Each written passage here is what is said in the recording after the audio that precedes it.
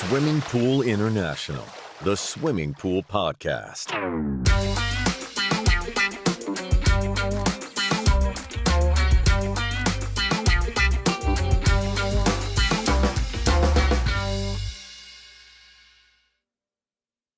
A warm welcome to our International Swimming Pool Podcast. In front of me sits Angela Herrmann, Export Manager at Benke Manufacturing in Germany. And in front of me sits Michael Fissert, Export Manager at Fluvo Schmalenberger from Tübingen in Germany. Hi, Michael. Hi, Angela. It has been a while since we've met. Or actually in June, and also here. Yes, exactly in Witney. But we are back in Witney in the UK, and today we are with Steve Nelson, Commercial and International Director for Certikin, who I've known for many, many years now. Probably I've been with Fluvo now for 15 and a half years, and I've met Steve from the beginning. And the topic of today is very, very interesting. Pool and wellness in football clubs in the UK, which is, as far as I know, the only country where Fluvo is involved in football clubs. Hi, Steve. Hi. Hi. Good morning. I actually have to say I had the best morning ever here in Witney because somebody said to me, "Good morning in Witney." And I said, "Good morning." It was so lovely, and the weather is nice. And here we are sitting with Steve, talking about football in UK, and that actually leads me, of course, to the first question. And very simple: do you like football? I do. How come?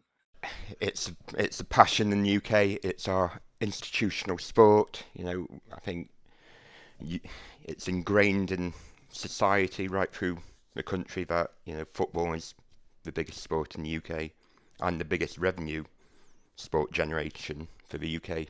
We've got the Premier League is probably the biggest football league in the world. Certainly, when it concerns all the money that's flowing into this, it's amazing. That's why everybody wants to play here. I asked my son before we came here. I'm like, because he does play football. I'm like, tell me something about England football. I need to know really quick all the updates. And he's like, okay, they have the oldest football club it's Sheffield, no? Which was founded in 1857, I think I read.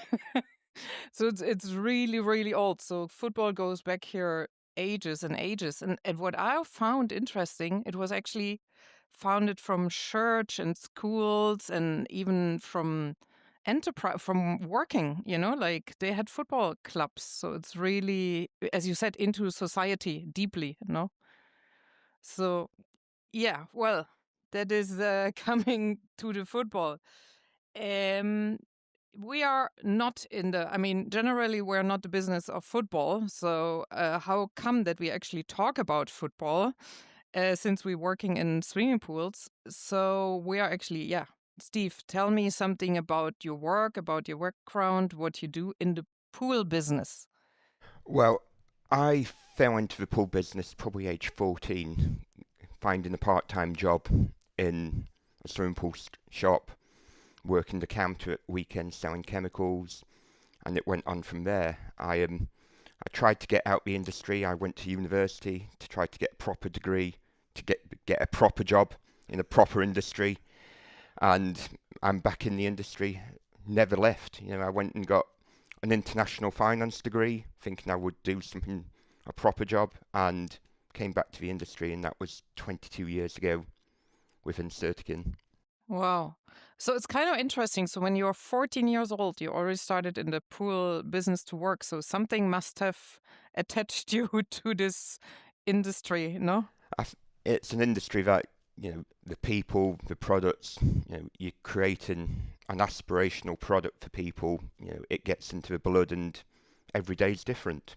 No 2 days are the same, no two projects are the same in the industry. No two pools, no two wellness suites, no two football clubs even. Yeah.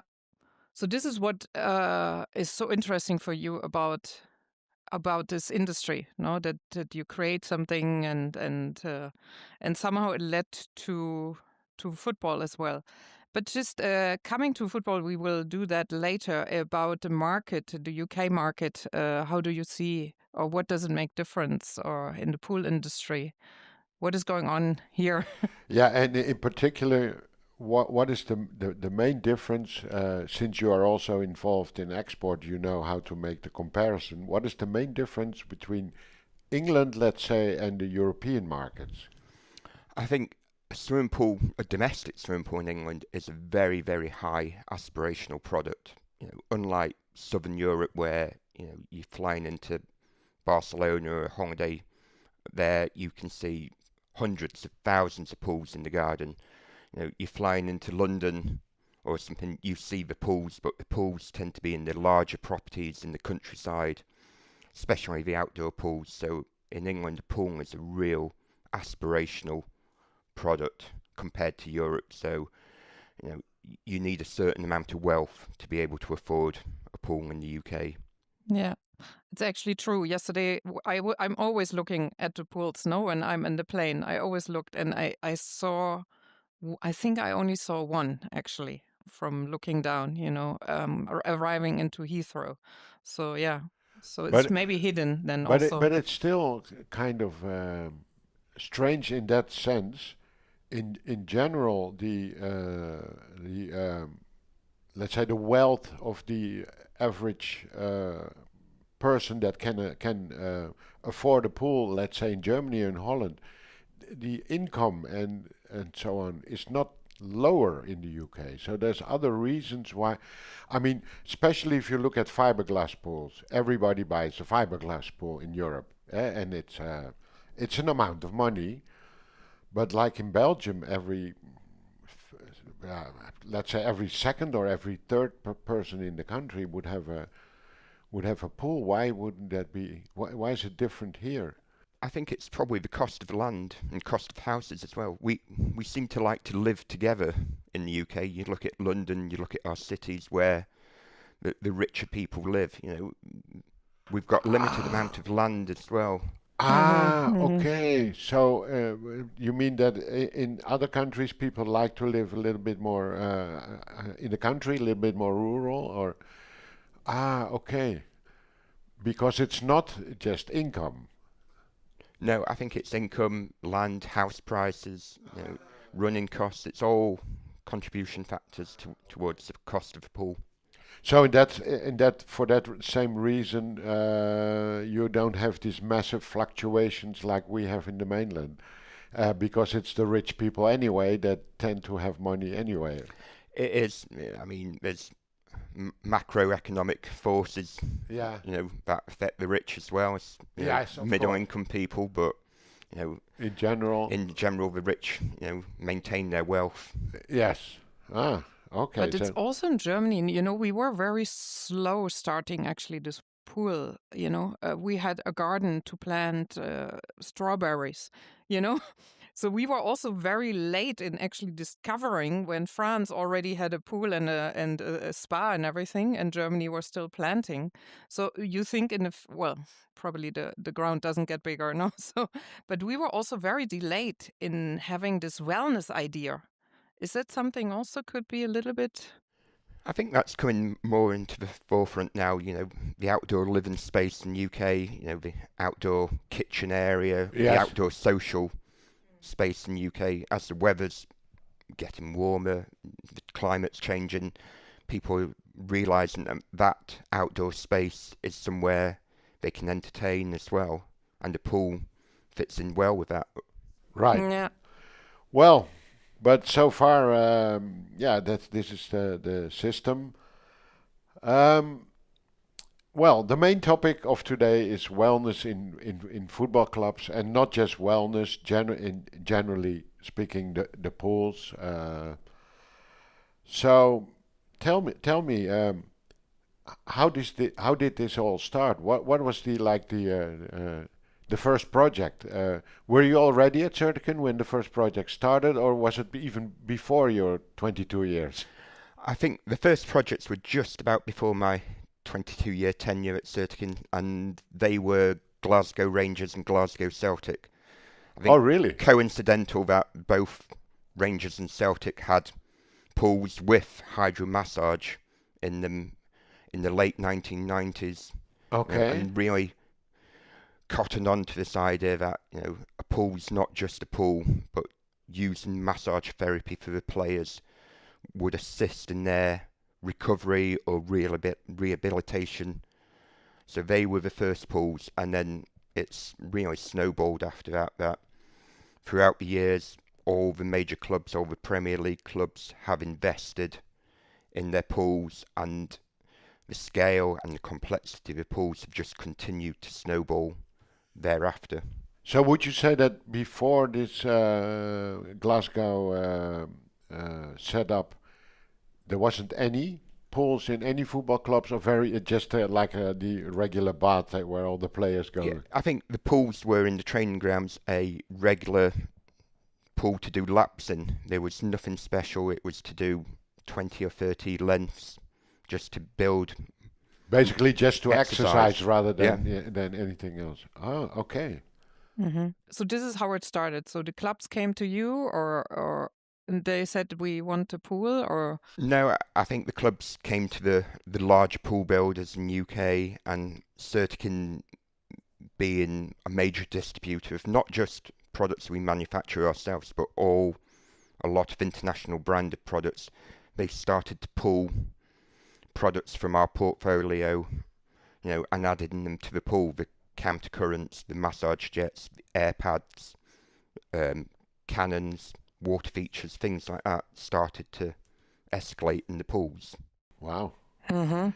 So, and how did it spread from there? The word got spread out, or how did it evolve? I think it evolved from there. I think the boom in TV revenue for the elite clubs and the boom in the Premier League. I was looking, and the Premier League, it's around £2 million per point for every point they generate in the league throughout the season. Oh, really?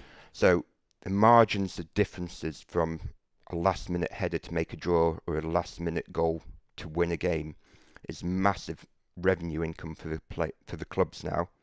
So the clubs are investing in that marginal gains. If they can get the players to recover quicker, if they can get a player back from injury 2 weeks earlier, it's all these marginal gains that can just improve the output of a club and obviously generate income. Oh, yeah. It's £2 million a point. Roughly that. Yeah. And then go on top of that, all the sponsorship, all the additional shirt sales, Champions League. It just snowballs from there. Oh, and this also started first in like late 90s, early 2000s. It started then, and the clubs have continuing to invest and reinvest. But before that time, there were no high revenues from television. Not really. I mean, we all have seen the boom. Football players are now multi-millionaires. Yes. And celebrities now. Previous to that, you would see them walking down the street, living normal lives. Okay. I wasn't aware of that. Okay. £2 million roughly a point. Then you are very eager to get at least a draw. I'm not really, I live in Cornellà, so it means I'm a fan of Espanyol. And one time I visited the stadium, and also you could see the changing rooms and everything. And I saw that they have a spa. That's my closest I came ever to be a football club, and in the wellness area. So the football players, how does they, is it like you said, okay, at the beginning they used to do laps and so on, and now how does they use it? Is it before, after, in between? How is it?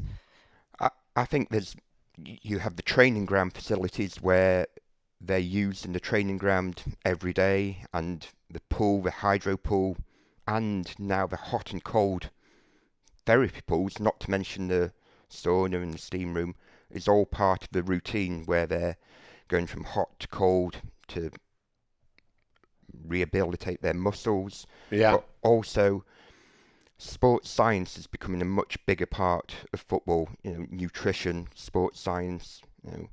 Back in 20, 30 years ago, football players, would be out drinking heavily, bad diet, having full Smoking.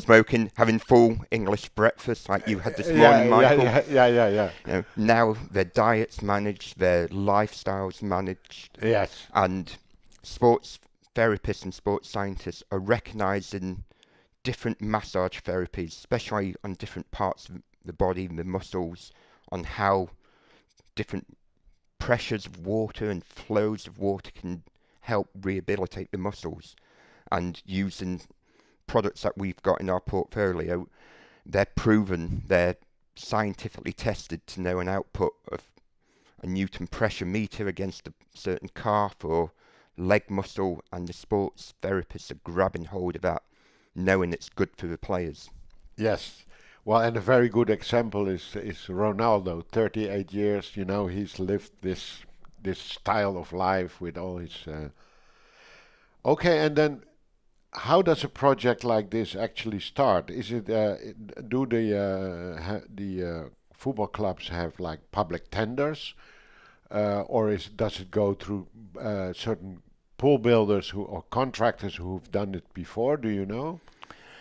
We've got a handful of very good consultants in the UK that Right.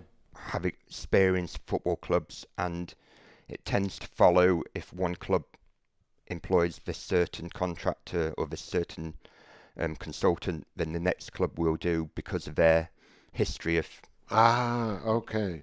designing football club pools, and then it will go out for tender, and then usually a handful of the commercial pool builders will pick it up and run with the consultants led design. So the consultants are pulling from all their history of previous football clubs or previous pools they've done, and adding the components of the items to build a complete wellness facility for the club, whether that's in the training ground or it could be in the stadium. We've seen with the recent build of new stadiums, we've seen a lot of clubs investing in the changing rooms, only the home changing rooms for hot and cold, pools after the match for the players to rehabilitate. It's interesting that they only put them in the home changing rooms, so the away team doesn't get any nice facilities. They get a couple of showers. The home team gets all these hot and cold therapy pools for the players to cool down after a match. Oh, really? Okay, so they really treat the opponent as the enemy. It's when money's involved, it's all marginal Yes, games, yeah. psychological games. The away team goes into a bland, basic changing room. The home team goes into a changing room with nice benches, nice and warm. It's all these marginal gains that the clubs play. Oh, really? That's amazing. Can you say what is the most I mean, I don't know but if you can say what is the most amazing one? I think still up there was Manchester City was a very, very high-end training ground and facility, and they really invested heavily in not only the main team but also the youth academy and the women's team, and they really invested heavily in hot and cold pools, reverse lazy rivers, wellness facilities, and even cryogenic chambers are coming into the training grounds now. These chambers. What is the last one you said? A cryogenic chamber, where you go into a Baltic cold ice fridge for 3 or 4 minutes and nearly freeze to death, and then you come out and it apparently helps the body and helps the blood flow and all that. Oh, really? Yeah. Amazing. And Not for me. No, definitely not. Is there a difference between the woman and the man? Is there like special needs or what women prefer or men or something? Not currently, but as the women's game becomes more mainstream, and especially in the last 3 or 4 years, the women's game in the UK has really boomed. I can see that facilities will be tailor-made to the women's game, and if there is any differences that women need or prefer in their rehabilitation or their training, then they'll adapt to that to get the marginal gains as well against the other ladies' clubs. Mm-hmm. So you could say that, based on the fact that there are certain consultants, I wouldn't say specialized in this, but have a certain experience. So is there like a blueprint where they copy from the previous one and maybe adapt, change it a bit, or is it all done? It's actually two questions in one, or is it individually designed as per club's wishes, or is it a mixture? I think it's a mixture. It's based on what space the club has got, whether it's a new training ground or an existing facility.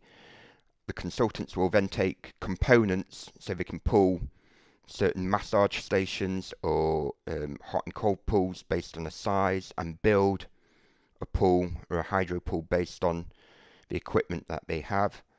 And also its progression. I mean, Yes. we've done a training ground recently where the new technology, new products, they've got underwater treadmills and they've got video cameras recording the players who can run underwater, so the sports therapists, the physiotherapists can see the movements of the players underwater to see if they're running correctly and just improving their.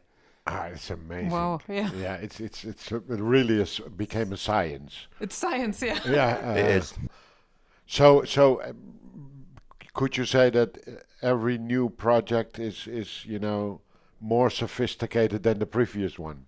Looking back over the 20 years, definitely, it started off with a couple of countercurrents and some massage jets and maybe a cannon. Now it's underwater treadmills, video cameras, targeted massage therapy for nearly each player in the team, where a player can have a massage station and tailor-make the pressure and the flow of water to each player's needs and deep tissue massage. Wow, that's amazing. But you have like one spa or a pool, and then you adjust, no? Or, at the end you have for every player a pool. Each player has a potential a station within the Station. Ah, okay. pool. So, so down one side of the pool there could be 13 massage stations down the side of the pool that each player from the squad will stand against and benefit from. And now virtually any club or every club has some this kind of facilities, or is it still growing? It's still growing, and they're reinvesting. We've done a club recently that we did 10, 12 years ago, and they're upgrading the facility again because of the technology, because of the performance. Right. They want to go to that next stage. Oh, right. So it will be, steady business for years to come. Hopefully. And everything inside these wellness pool areas is more or less supplied by Certikin, including like the underwater cameras, or no. I mean, underwater cameras and underwater systems are not Certikin, but we provided the underwater treadmills, all the underwater lights, all the filtration equipment, all the massage equipment, and then the sauna and the steam room equipment. So we provide pretty much most of the mainstream, but the technology and the equipment's become so specialized that it's impossible for one supplier. Yes. But for you, when we talk about wellness in football clubs, our part, the Fluvo part, so to speak, is just a small part of the whole thing. It's a small part, but it's the unique part of the whole thing. A filter is relatively much a filter. Whereas the Fluvo have got proven technology for their massage equipment. Right. The Carabic nozzles, the foot jets, the Forte jets, so they've all got a given output pressure of Newton meters force at a given flow. That's unlike virtually anyone else in the industry where, Yeah. a hydro massage jet's just something that's built into the wall, and you put a pump with multiple, like in a spa bath. Yeah, It's exactly. just there. Whereas Fluvo is proven technology and targeted against calves, muscles, back massage, and that's where the clubs are really picking up on that technology. Okay, so apparently it supplies the needs for the players after all these years. Very, very good. But as I feel now, you're really an expert in this field, no? So you only do it in UK, or also because there are more, football is becoming more popular around the world. We tend to concentrate in UK, and I think where, obviously we're the Fluvo distributor in the UK, so we're using that technology in the UK market. I think probably the Bundesliga and certain leagues are catching up with the UK, especially when foreign managers come in or players are moving around Europe more often. That their expectations, if they've played or worked in a UK club, is to have all these facilities available to them. And if a top-rate manager moves from the UK to a German team, as part of the training setup, he would want all that equipment available for the team. Yeah. So currently it's a pretty unique situation in the UK, would you say? It's a unique situation in the UK, but it's also extending not just to football. We're doing rugby, we're doing cricket teams now, because these elite sports, it comes down to money. The money involved and the marginal gains they can make is so much that they need every advantage they can get. I would be interested to know how this goes in the US, because there it's the whole franchise thing about making money with American football, basketball, baseball. They probably have it too. I right? mean, the money floating around there is even more than it is here. I think in the US market they have standalone treadmill pools that are sunk into the ground and massage pools that are very small, one-person use. That tends to be where their focus is, but I think the US market might go further and have all these interactive or adapted hydromassage therapies for different players, different sports. Right. And is it very, but I'm asking anyway, it's super private. Normal people, at least somebody else is doing sports there. You cannot, it's... No, the elite clubs, the pool is for the elite team. It's not used by the staff or anything. A couple of the clubs, we're doing facilities that at best are going to have 20 people using it at any time. Okay. They're closed, and it's very secretive. One club doesn't know what another club's done. Oh, really? Yeah. Okay. They don't exchange the secret. No.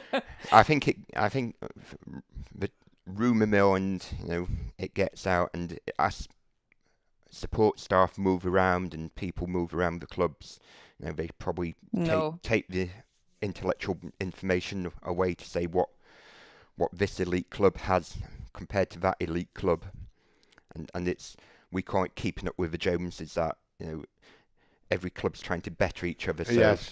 So the next club that's going to invest wants to be better than the previous club that's just invested.